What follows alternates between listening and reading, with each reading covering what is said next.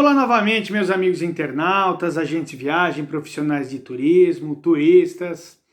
Aqui é o Ângelo para mais um bate-papo sobre outro destino nacional. Hoje eu vou continuar conversando mais um pouquinho com vocês sobre alguma saída próxima a São Paulo. Aí no caso, saindo pela Regis Bittencourt, aí BR-116, indo para o sul, como se eu fosse para Curitiba, né, sul do país. Uma curiosidade, a BR-116 ela cruza o país todo, então quando ela vai para o Rio de Janeiro, por exemplo, ela vira a rodovia Presidente Dutra, mas é a mesma BR, né? Ela cruza de ponta a ponta, basicamente o país todo. E aí voltando à nossa Zona Sul, para quem é do centro, Zona Norte, né, como a cidade é muito grande, enfim, para nós às vezes cruzar a cidade já é uma viagem. E ali você tem a represa de Guarapiranga. Ele tem bastante restaurante, tem atividades na represa, né, de barco, pedalinho, aluguel de lancha, jet ski, tinha cursos de barco à vela, né, tem uma estrutura muito legal. Espero que isso aí, conforme vá voltando aí dessa pandemia, a coisa volte a se normalizar. Bom, seguindo pela Regis ainda, se a gente for pensar uns 30 quilômetros para frente, nós temos o famoso Embu das Artes, onde tem aquele centro histórico, cultural, cheio de loja, galeria de arte, lojinhas de artesanato, né? Particularmente eu gostava bastante de lá, porque aí você tem no entorno, quando eu digo entorno, não só dentro da cidade, aí como se fosse para Itapecerica da Serra, enfim, que é do lado, uma série de restaurantes, churrascarias, então dá para você fazer um passeio de dia todo, né? Você sai cedo, vai lá para Embu, do Embu de repente você vai para uma churrascaria, come bem, né? Ou alguma outra coisa que você prefira, tem de comida mineira, tem tudo que você pode imaginar ali na região. E aí, por exemplo, em Itapecerica da Serra você tem um templo budista, que eu nunca lembro o nome direito, que é o Kinkakuji, que é uma réplica de um templo no Japão. E o pessoal que é budista em geral frequenta bastante ali, mas ele é aberto ao público, ele tem uma entrada barata, enfim. E ele é uma área verde muito gostosa, é um lugar muito legal de você passar o dia, sabe, para você relaxar. Então, por exemplo, um passeio, né? Você vai de manhã, vai para Embu das Artes, almoça em algum lugar da sua preferência, e aí de tarde você vai para o templo budista, ou de repente para a Cidade das Abelhas, né? Quem tem criança, e ali você tem todo aquele processo de apicultura, venda, criação de abelhas, extração de mel, enfim, também é uma opção legal para você fazer tudo no nosso entorno. Então dali você pode ir para a represa, pode ir para Embu comprar alguma coisa, pode sair das abelhas, pode ir para o templo budista. Tem outros templos em volta, né, de outros segmentos religiosos ali. Tem algumas opções interessantes, bem interessantes naquela região. Agora, se a gente for seguir ainda para o sul, pela Regis, você pode descer aí a Serra de São Lourenço, chegar em Juquitiba. Juquitiba como é que se diz? É uma atração à parte ali, né? Você já tá falando, ali a gente já está falando mais de natureza. Então, ali você tem parques, você tem trilhas, tem cachoeiras, você tem um parque aquático ali, o Viva, não sei como é que vai ser a reabertura desses lugares, né? A gente não tem nada muito definido ainda. Tem uma Vila Viking, né? Pouca gente conhece isso, mas tem uma réplica de uma Vila Viking, também vale a pena conhecer. E aí, seguindo um pouquinho mais para frente, você já vai passando por Miracatu, ali, como se fosse na região de registro. Você tem Juquiá. Em Juquiá para frente, você já tem uma estrutura de parques diferentes. Você tem 3 parques estaduais na sequência. Então você tem o Carlos Botelho, né, tem uma série de trilhas aí, tem uma estrutura legal de parque, ele tem um centro de visitantes. Né. Do lado você tem o Intervales, que particularmente eu não sei como funciona esse parque, eu nunca consegui ir nele. Né. E do lado você tem o PETAR, que é o Parque Estadual Turístico Alto do Ribeira, que aí já tem uma estrutura de cavernas, de trilhas mais bem elaborada, melhor. Tá? No caso de Juquiá, você vai ter esses passeios ao Carlos Botelhos. Em Juquitiba você tem até passeio de rafting, se você quiser.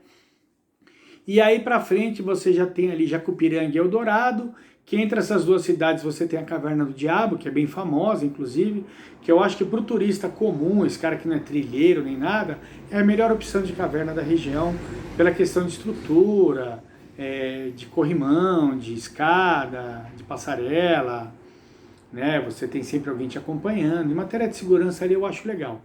Ela tem uma estrutura bem para o turista mesmo, bem preparada para o turista. E aí você seguir um pouquinho mais, né? Você vai até, por exemplo, Iporanga. Iporanga você tem uma entrada ali que é o Núcleo Santana. que é um dos núcleos, né? Porque o Parque Estadual do Alto do Ribeiro Petar, ele é muito grande, então ele tem entradas, né? Ele tem núcleos que eles chamam. Então ali em Poranga você tem o núcleo Santana. E aí você tem a Caverna Santana, propriamente dita, e mais uma série de... Cara, você tem Couto, Água Suja, Ouro Grosso, né, se não me engano o nome, Ouro Grosso, Couto Pequeno. Só que ali você depende de um guia. Não tem como você se aventurar lá no meio. Igual, por exemplo, a Caverna da Água Suja é lá para dentro, né? Você passou a Caverna de Santana, você vai lá para dentro do mato. Então você tem que ter alguém. Não dá para você. Caverna não dá para ir sozinho, não dá para ir sem um profissional do lado.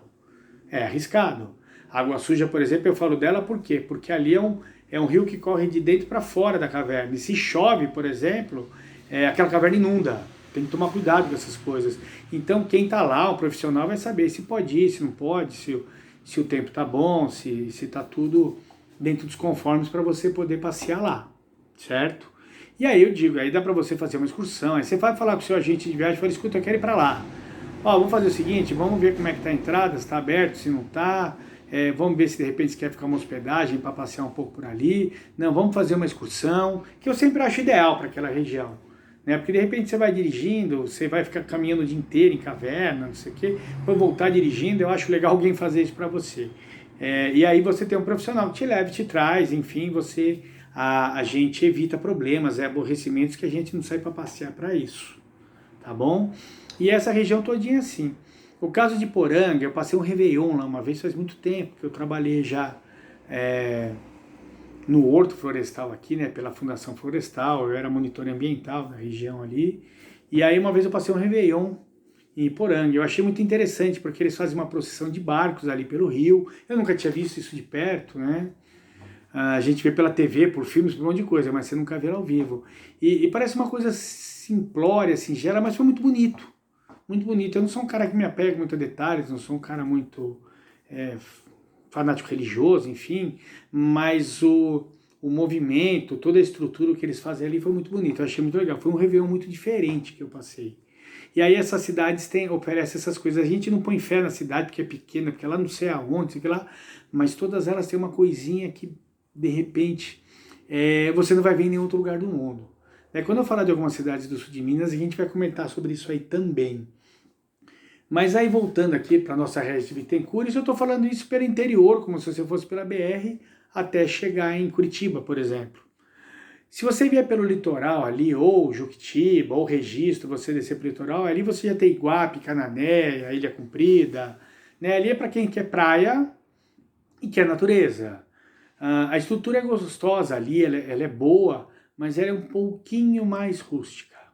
Mas ela não é ruim. Tá? Ela só é mais simples, é diferente de repente você vai para Maresias, Boracé, que você tem tudo ali, né? Ubatuba, né? Aquela estrutura das praias do sul são um pouquinho mais rústicas, mas são muito legais até por conta disso.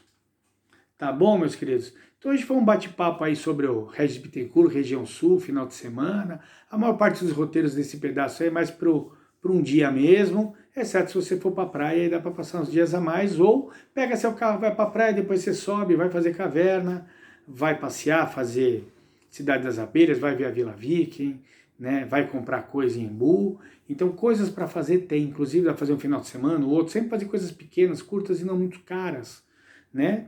Enfim, por uma questão financeira. Tá bom, meus queridos? Então esse foi mais um bate-papo com vocês. Não esqueçam de curtir e me seguir no YouTube e no Instagram, AM Consultoria em Turismo. E até o próximo vídeo. Um abraço a todos.